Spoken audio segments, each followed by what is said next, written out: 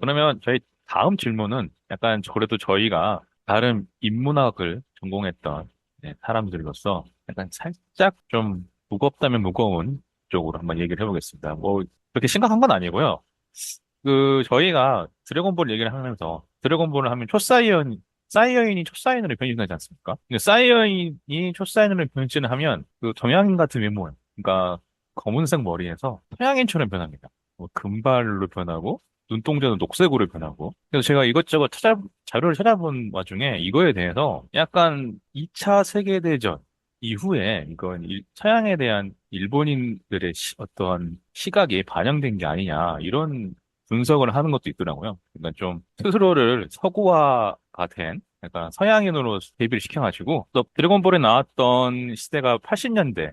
이때는 일본의 경제가 미국을 앞지르도 그런 때였거든요. 뭐 소니를 인수한다든지. 그렇죠. 그래가지고 예, 80년대 네. 승승장구하던 시대상에 반영된 게 아니냐. 버블이 꺼지기 전이었죠. 예, 예.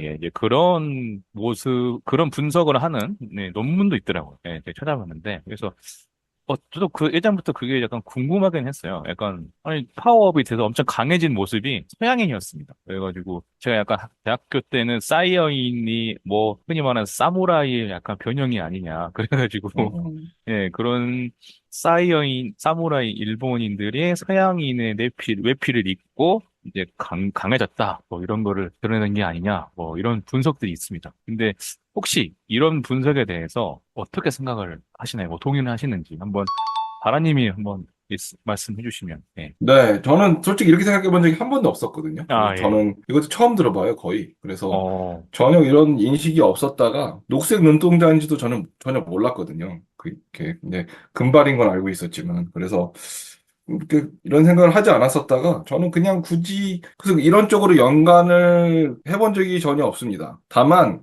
이제 색깔이 변하는 건 저는 이런 생각을 해봐요. 만화를 그리는 입장이 되어 봐서 제가 뭐 만화를 그리는 입장은 아니지만 이 시점이 사연이를 대고 하는 그 시점이 일단 인기를 엄청 끌고 있던 시점이기 때문에 글쎄요. 일단 사연이 됐을 때 초사연 됐을 때 변화를 줘야 되는데 변화를 표현하는 거는 색깔로 주는 방법이 굉장히 쉽고도 명확한 방법이니까 금발에서 흑발에서 금발로 가는 것이 변화도 확실히 줄 수 있을 뿐만 아니라 그림에도 용이가 됩니다. 왜냐하면 음, 칠할 필요가 없잖아요. 그죠?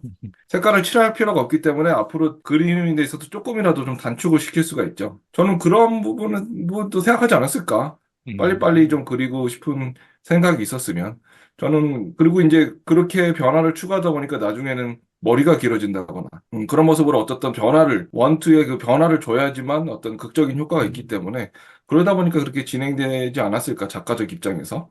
굳이 이렇게 뭐, 우리가 그 뒤에 숨어 있는 이데올로기의 느낌까지는 잘 모르겠고요. 아, 네. 채색의 네. 용이성 때문에. 저는 예. 그런 관점으로 더 설득력이 그렇습니까? 있지 않나. 저는 그렇게 생각을 합니다. 네. 단순히 약간 좀 알 기술, 수 없죠. 음, 일단 본인의 말이 하기 전까지는 절대 알 수 없는 그쵸. 부분이고. 근데 네. 만화를 그리는 사람의 입장에서 뭔가 기술적인 측면이나, 예, 아니면 그렇죠. 무슨면은 네. 캐릭터의 변화를 주기 위한 하나의 요소로서 뭔가, 예, 금발과 녹색 그렇죠. 눈동자를 채택했지? 네. 뭐, 그거는 굳이 그렇게까지, 예, 아닐 수도 있다.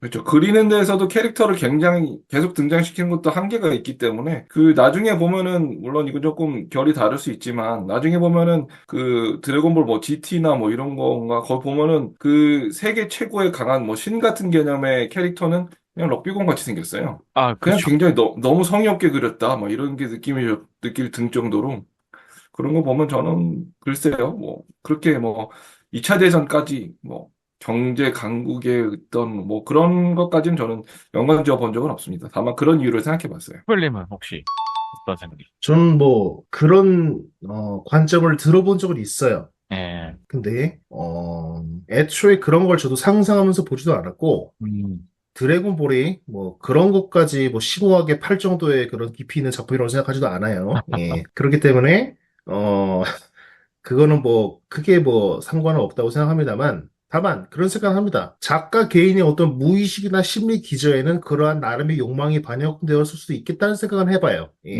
그쵸. 특히나 뭐 일본 제국주의 역사는 어쨌든 스스로 옛날 군대부터 동양인 동양의 일원이 되기를 거부하고 세계 근대 국가의 일원이 되기를 원했던 것이 그 일본의 그런 어떤 전통이자 역사이기 때문에, 오랜 역사이기 때문에, 그 뭐, 작가 개인의 어떤 막 가치관으로 비난하는 게 아니라, 그러한 욕망의 찌꺼기가 남아서, 무의식적으로 그 사회 구성원들이 체득하게 되는 그런 분위기가 있지 않습니까? 그런 욕망의 어떤 찌꺼기가 남아서 금발의 사이어인으로 나타났다고 생각해 볼 수는 있겠지만, 그렇게 진지하게 무게를 실어서 대답하고 싶지는 않습니다. 네. 그냥 굳이 심각하게 볼 만한 뭔가 캐릭터의 변화는 아니다. 예, 이야기 내용에 그런 저희가 뭐 깔려 있다. 배경이나 어떤 뭐 의식이 깔려 있다고까지는 저는 그렇게까지 생각해 본 적은 없습니다. 예, 작가가 있을지언정. 그거는 그냥, 연결이 된 적은 없어요. 애초에 뭐 드래곤볼이 그렇게 뭐 철학적으로 뭐 깊이 팔 만한 작품은 절대 아니기 때문에, 예, 예, 아, 그렇습니다. 예. 그렇군요. 아니, 저는, 본인은 좀 의미를 뒀나요? 예. 네, 물론 저도 처음에는 이제 재미로 접하다가, 이제 음, 의문을 갖게 된 거죠. 근데 왜 음, 서양인처럼 변하나? 그래가지고, 나름 생각을 해본 적도 있고, 관련된 논문도 있어서 읽어봤는데, 뭐, 음, 제가 질문을 들으면서 말씀드렸던 것과 비슷합니다. 그리고 뭐냐면 그 미국이라는 존재, 그러니까 일본을 2차 세계대전에서 굴복시킨 미국이라는 존재가 있고 그 미국이라고 하는 서양인으로 대표되는 게 금발과 백인, 금발과 녹색 눈동자잖아요. 그래서 전통적으로 힘을 숭상하는 약간 일본 네, 전통상 그런 그 타라 입구라고 하죠. 아까 코베리님 말씀하셨던 아시아를 벗어나서 스스로가 그 서방의 한 축으로 나아가겠다. 이런 힘에 대한 음, 숭상과 함께 그런 게 스스로를 서양인화하는 게 아닌가. 특히 이제 또 80년대 드래곤볼에 나왔던 80년대는 경제적으로도 거의 서양에서 세계 2위, 뭐 미국과 맞먹을 정도였으니까요. 그래가지고 그런 물론 토리야마 아키하라가 이걸 직접 막 밝혔는지는 모르겠지만 뭐 밝혔으면 알려졌겠죠. 하지만 코베리님 말씀하신 것처럼 무의식 중에 약간 그런 그 전후에 있었던 그런 일본인들의 무의식 이런 게 반영이 되지 않았나 싶어가지고 나름 생각을 해본 것도 있고 특히 그 저는 프리더를 보면서 약간 이런 걸 심중을 굳혔는데요. 심증이니까. 예. 왜냐면 프리더가 그 혹성 베지터죠. 그 사이어인들의 별을 날릴 때 큰 구의 어떤 에너지파를 날립니다. 예, 그를 한 번에 날려버리는데 음, 그 터지는 모습이 그 원자폭탄이 터지는 듯한 그런 거대한 음, 폭발을 보여주거든요. 또 드래곤볼 곳곳에 그런 모습들이 많이 나옵니다. 그래가지고 그 원폭에 대한 약간 이미지 이런 게 음, 여러 군데서 보여서 네, 저는 드래곤볼의 이러이러한 요소들이 그래도 재미있게 보지만 또 스며들어 있는 게 아닌가 그런 생각이 들어가지고 어쨌든 전후 세대이고, 네네 그 당시를 살았던 사람이기 때문에, 그렇게 말씀드렸던 것이 무의식에 투영됐을 수 있다고 생각합니다. 네 그거는 말 그대로 무의식에 반영이 되는 거니까. 이미 하지만 뭐 그걸 그렇게 그 사람이 의도해서 그렇게 뭐 은연중에 그게 의도해서 그렇게 넣었다고 그런 요소를 넣었다고는 생각하지 않고요. 예. 예, 그래서 저는 뭐 그렇게 그런 관점에 뭐 크게 동의하지는 않습니다. 예. 네. 프리더의 한방 어떤 한방이 핵폭발 같이 터졌다라는 거는 살짝 억가같이 느껴지는데요. 아, 또, 저는 개인적으로. 예, 아니, 뭐, 폭발이야 다 그렇게 그려질 수밖에 없지 않나, 라는 생각도 들고. 뭐, 음, 개인마다 의견은 다르니까요. 네네. 근데 또, 예. 아니 뭐, 제가 뭐 반박하는 건 아닌데, 일본 아, 애니메이션에, 반박해도 되죠, 왜요? 아니 뭐, 근데 다르신데요? 왜냐면 드래곤볼만이 아니라, 일본 애니메이션에서 뭔가 거대한 폭발이 항상 이렇게 자주 등장하거든요. 음, 반원 구 모양의 엄청난 팔 이런 게 여러 만화책이나 애니메이션 본 것 같아서 약간 좀 그런 게 일본인들의 이런 대폭발에 대한 두려움 이런 게 반영된 게 아닌가 그렇게 생각을 한번 해봤습니다. 있을 수 있죠. 어쨌든 그게 간에 정서의 뭐, 트라우마로 남을 수 있을 예. 수 예. 있죠. 그쵸? 전쟁을 예. 일으킨 건 일본이지만 어쨌든 간에 세계에서 유일하게 원자폭탄을 두 대나 두 발이나 맞은 나라이기 때문에 그런 집단적 트라우마는 분명히 존재할 거라고 생각합니다. 예. 네. 그러면 드래곤볼에 관해서 이제 마지막 한번 질문을 드려보겠습니다. 여태까지 저희가 쭉 다양하게 이러저러한 드래곤볼에 관한 이야기를 해왔는데, 이제 마지막으로 또 토리야마 아키라 이분이 안타깝게 세상을 떠나셨지만, 저희에게 이 드래곤볼이라는 좋은 작품을 남겨주신 거와 관련해서 저희에게 각자 드래곤볼이 갖는 의미랄까요? 이런 거에 대해서 한번 말씀을 한마디씩 해주시고 마치도록 하겠습니다. 코벨님 혹시 먼저 네. 뭐, 말씀드렸듯이 저에게는 뭐 드래곤볼을 뭐 끝까지 그렇게 재미나게 일관적으로 보지도 않았기 때문에 뭐 그렇게 크게 드릴 말씀은 없습니다. 다만, 그래도 어쨌든 친구들 따라서 어느 정도 보기도 했었고, 지금 말씀드렸던 그런 대략적인 스토리는 저도 지금 알고 있잖아요. 이런 식으로, 어쨌든 저의 유년의 어떤 파편화된 추억 중에서 한 페이지 정도를 차지하고 있는 만화 정도가 아닐까라고 말씀드리고 싶어요. 그리고 물론 드래곤볼은 지금도 동서양을 막론하고 엄청난 상업적 성공을 거두고 있는 IP이기 때문에 영향력은 어마무시하죠. 하지만 애초에 제 취향도 아니었고 지금도 마찬가지입니다. 제 개인적으로는 별로 가치를 느끼지 못하는 만화지만 그래도 한 시대를 풍미하고 우리 유년을 구성하는 조그마한 요소였다는 점에서 부정하고 싶진 않고요. 예, 딱 그 정도 선에서 말씀드릴 수 있습니다. 네. 네.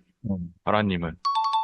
네, 저는 드래곤볼, IQ 점프 별책부록으로 나왔을 때, 당시의 인기는 심지어 그 드래곤볼만을 보기 위해 IQ 점프를 사고, 이로 인해서 그래서 그 얇은 책만을 챙기고 뭐 IQ 점프를 버리진까지는 않지만, 뭐 내팽개치고 막 이랬던 경우도 많았어요. 당시에 말도 안 되는 그 느낌이죠. 뭐, 그러니까 뭐, 배보다 배꼽 같은 게 더 중요하게 여겨졌던. 어쨌든 그만큼의 인기작이었고, 심지어 그로 인해서 라이벌이었던 소년 챔프는 점프를 이긴 적이 없었거든요, 절대. 슬램덩크를 갖고 오긴 했지만 드래곤볼의 인기는 못 미쳤습니다. 음, 그래서 유년 시절에 드래곤볼이 막을 내렸을 때 느낌은 이런 느낌까지 좀 들었었어요. 이제 세상은 어떻게 되지? 드래곤볼이 없는데? 막을 내렸을 때. 왜냐면 음, 그때도 아마 초등학교 6학년이었던 것 같아요. 이 어린 시절 처음으로 접한 이 장기 연재물, 뭐 만화, 영화 이런 걸 총망라해서 당시 통틀어서 어렸을 때 최초로 접한 이 장기 연재물이 끝났을 때 뭔가 그 아쉬움, 서운함, 먹먹함 뭐 이런 그 느낌이 아직도 조금 기억이 나고요.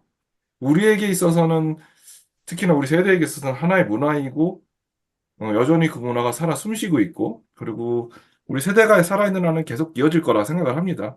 뭐 소위 아직까지도 드래곤볼이란 소재가 우리 실생활에 많이 언급이 되고 그리고 화가 났을 때 머리 스타일 뭐 그런 거에 따라서 뭐 초사연이다 뭐 이런 얘기도 여전히 하고 정신과 시간의 방, 에네르기파, 원기옥 이런 얘기 아직도 하거든요. 그렇죠. 끝난 지가 오래됐지만 그러니까 이런 얘기는 앞으로도 우리가 계속 할 것 같고, 그리고 마지막으로는 호이포이 캡슐, 그리고 인조인간, 또 외계 생명 등 이 드래곤볼은 약간은 우리에게 가까운 미래를 그려왔다고 생각을 해요. 그래서 우리는 어렸을 때 그 가까운 미래를 드래곤볼을 통해서 조금 그려보고 상상하지 않았나. 네, 그런 생각을 합니다. 네, 네. 그 마지막으로 대단한 작가였던 도리야마 아키라의 고인의 명복을 빕니다. 아, 네. 네.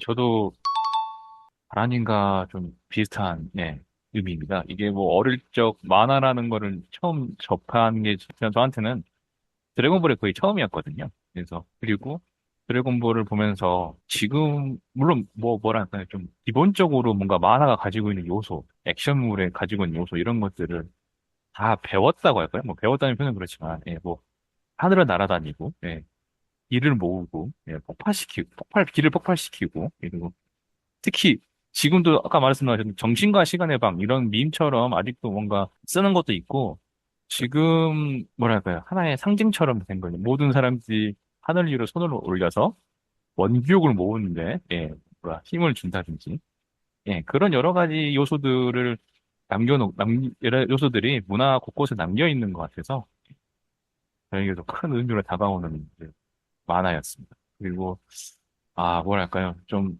끊임없이 뭐 액션 싸우는 내용이지만 뭔가 무엇을 위해서 싸우겠다 뭐 이런 약간 좀 의미를 삶의 의미를 약간 좀 나름 어릴 적 조금이라도 배울게 해줬던 그런 애니메이션 만화였던 것 같아서 아 개인적으로는 지금은 좀 아쉽습니다. 이게 뭔가 계속 반복되는 듯한 뭔가 끝맺음하지 못하고 계속 파워업이 되면서 새로운 적이 계속 나오고 저는 한번 제가 최근에 나오는 그런 애니메이션을 보려고 해봤는데 도저히 이제 오래 못 보겠는 거예요. 예전과 달리.